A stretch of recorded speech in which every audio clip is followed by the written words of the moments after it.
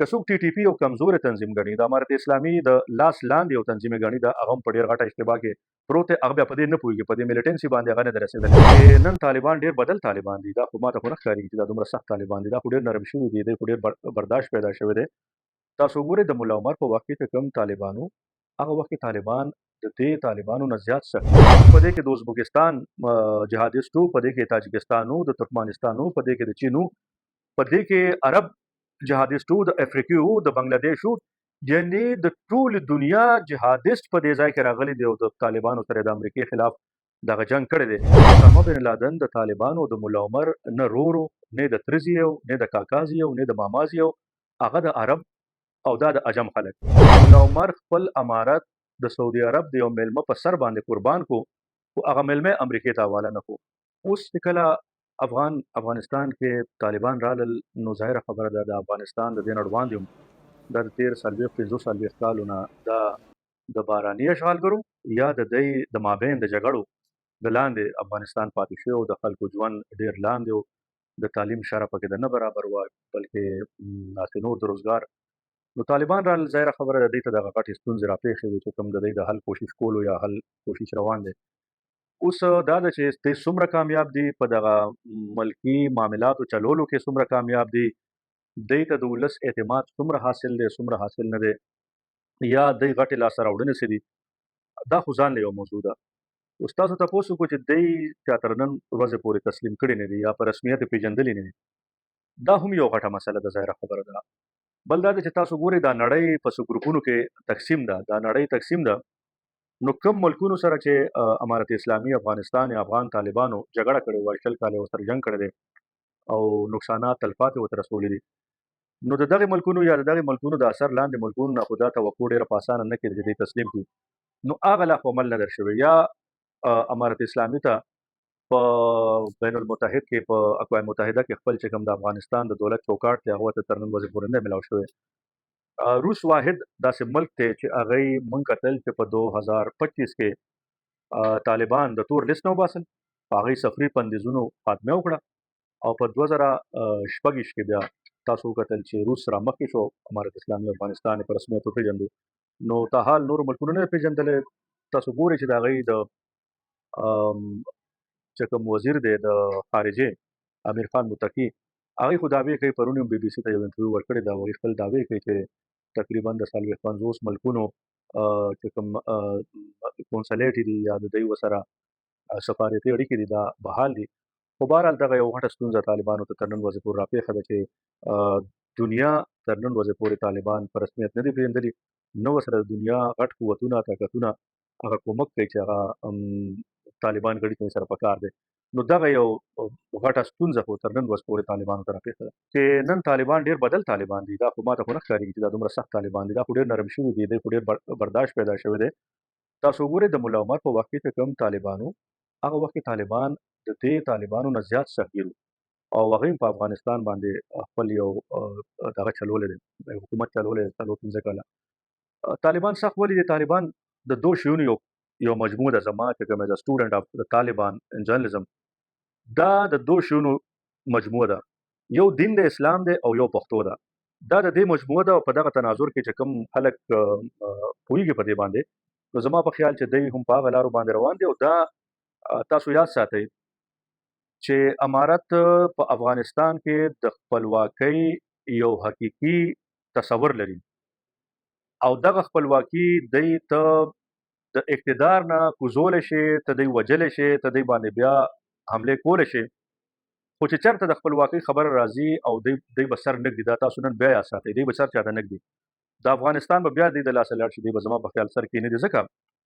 چې کله د ملا عمر امارت و، نو تاسو وکتل چې په هغه وخت کې د 9/11 واقعه کېږي، د هغې بوش هغه وخت کې صدر دی او هغه د یو صلیبي جنګ کروسیډ اعلان کوي او چې دا اسامه بن لادن موبایل لفظ الله کې اعلان تحقیقات شوي دي او بیا خبر راځي افغانستان ته، ځکه چې اسامه بن لادن په هغه وخت کې په افغانستان کې و. نو تاسو وکتل چې اسامه بن لادن د طالبانو د ملا عمر نه رورو، نه د ترزي یو، نه د کاکازي یو، نه د مامازي یو، هغه د عرب او دا د عجم خلک، هغه عربی دا پښتانه. نو تاسو وکتل چې ملا عمر خپل امارت د سعودي عرب د یو میلمه په سر باندې قربان کو، خو هغه ملمه امریکای ته حواله نه کړو. طالبان چې کله اقتدار کې رالل دی کال نیم بعد وی چې زمونږ یو کمیشن جوړ شوی دی او هغه د کریکولم یا د نصاب په اړه باندې کار کوي او دا تعلیم به جلا جلا کېږي جدا جدا به اجرا کوو هلکانو ته او چې زمینه ورته هموارېږي. دغه یو زه ګڼم چې دا د طالبانو یو ډېره لویه ناکامي ده او د نړۍ ورته یو غټ سوال دی چې ستاسو په ملک کې د پنځم شپږم نه بعد جنکو په تعلیم باندې بندیز دی. نو کم سے کم په دې خو اوس هم بله ورځ ضبیح الله مجاهد بیان راغلی دی خو بهرحال طالبان په دې کې ډېر تاخیر وکړو. اوس چې کوم تاخیر کېږي دې په وجوهاتو موږ هم نه پوهېږو چې آیا طالب به خپل دغه زوړ فکر سره ځي ځکه چې د هغې په فکر کې زه تاسو ته خبر وکړم چې ګو چې هغې نن ډېر بدل شوي دي خو داسې د ښځو ډېر اختلاط او داسې غوندې شیونه طالبان په خپل دغه باندې د فکر مطابق هغې نه مني دا شیونه. طالبان صرف د کندهار او د پکتیا یا د ملا عمر دي یا د ملا هیبت الله دي یا د خلیفه سراج الدین دي طالبان نه دي. طالبان په ټول افغانستان کې خواره طالبان دي. د دنیا جبهې په هغه وخت کې کله طالبان په 90s کې په 90 په دهایي کې راوتل 92 93 کې دوی سره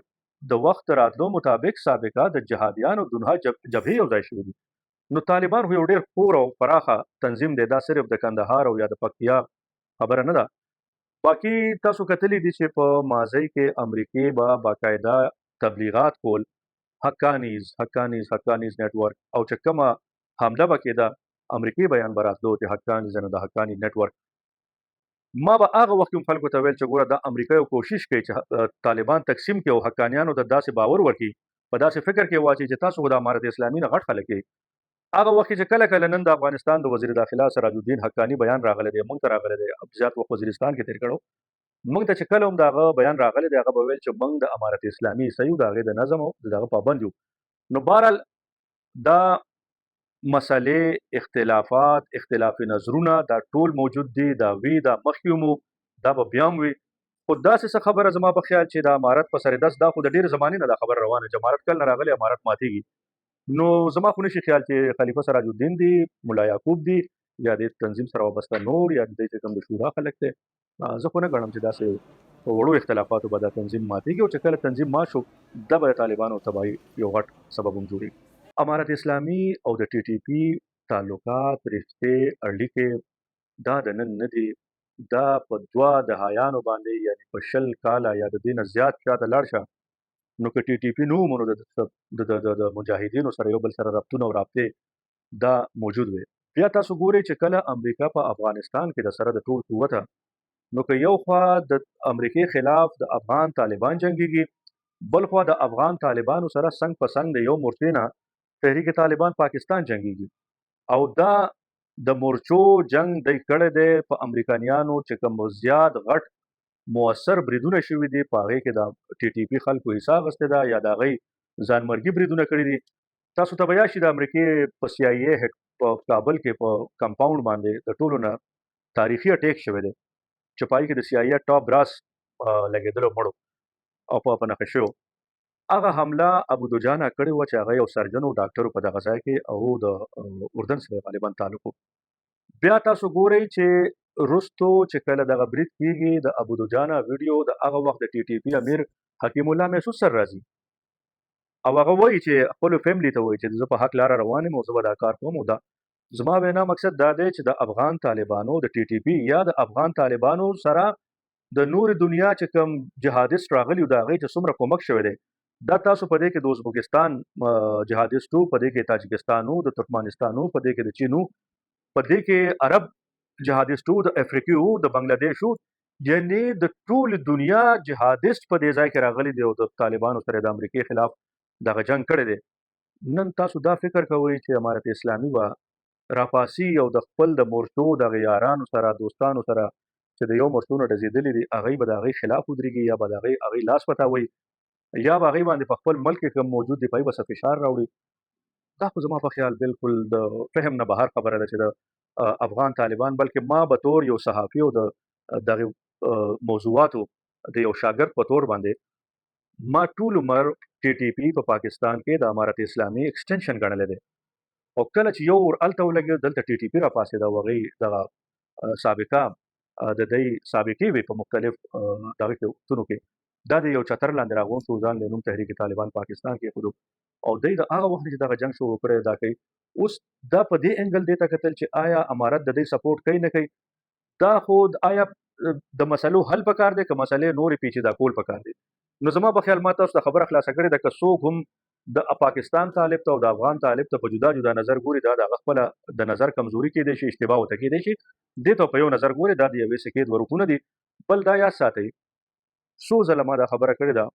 که څوک ټي ټي پي یو کمزورې تنظیم ګڼي د امارت اسلامي د لاس لاندې یو تنظیم یې ګڼي دا هغه هم په ډېر غټه اشتباه کې پروت دی. هغه بیا په دې نه پوهېږي، په دې میلیټنسي باندې هغه نه دی رسېدلی یا د خلکو په قوتونو هغه نه دی رسېدلی.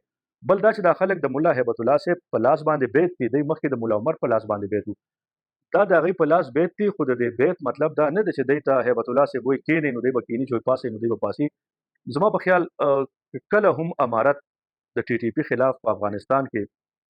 څه داسې اقدامات شروع کړل دا به د امارت د زوال باعث جوړ شي. ټي ټي پي په افغانستان کې دومره مضبوط ده. بل خبره دا ده چې د ټي ټي د امارت اسلامي چې کوم فوټ سولجر دی، کوم جنګجو دي، دا د ټي ټي پي سره ډېر زیات ملاو دي. او بله خبره ته وکړم چې تاسو به اورېدلي د نن یو 2-3 کاله وړاندې په افغانستان کې د یو ځای نه د پاکستاني طالبانو خاندانونو ښځې او بچي وو، هغې د یو ځای نه بل ځای ته وړو، په هغې دومره غټه مسله جوړه شوې وه چې بیا د هغې حل زما په خیال چې امیرالمؤمنین صاحب رایستی د هغې نو دا د دوی دا ربطونه تعلقات دا ډېر مضبوط دي. او په دې که څوک شک کوي یا څوک وایي چې دا امارت په بدۍ څه فشار دباو راوړي، زه کله هم داسې فکر نشم کولی. بیخي زه ټول افغان ولس ته، افغان ملت ته په دې ورځ باندې مبارکي ورکوم د زړه د کومې نه، څنګه چې موږ د پاکستان جشن ازادي ومانځله او ټول پاکستان ته مو مبارکباد ورکړی دی. دغسې هم په دغه جذبه باندې زه د افغانستان ټول ولس ته د دې ازادۍ چې کوم د دغه بیروني اشغالګرو چې رالل افغانستان یې اشغال کړو، افغانستان یې 20 کاله برباد کړو، د افغانستان په ولس یې سهار او ماښام بمبار یې وکړو، د افغانستان کوڅه کوڅه او حجره او جومات محفوظ پاتې نه شو، جنازې محفوظ پاتې نه شوې، ودونه محفوظ پاتې نه شو. دغه ولس ته که دغه نن که دا طالب راوړی دا امن او کار چا راوړی دی، زه د هغوی ته د هغوی د دغه استقلال د دغه ازادۍ د خپلواکۍ مبارکباد ورکوم. او دغه چې په ملک کې نن په وطن کې کم سے کم امن دی، د دې ورته مبارکي ورکوو. خیرندې شو د افغانستان دپاره چې افغانستان په خپلو خپو باندې ودرېږي. دا د پاکستان ګاونډي هیواد دی او زما دا یقین دی چې د پاکستان او افغانستان مسله که طرفین کله په دې پوه شو نو زما په خیال دا مسله به هم حل طرف ته ځي، ځکه چې د حل نه بغیر بله لار نشته. زموږ او د دوی تړون یو دی، زموږ د ترقۍ لار یو دی. نو دې کې که څوک هم ځان شاته پاتې کوي به شاته پاتې شي، نو خلک به مخکې لاړ شي.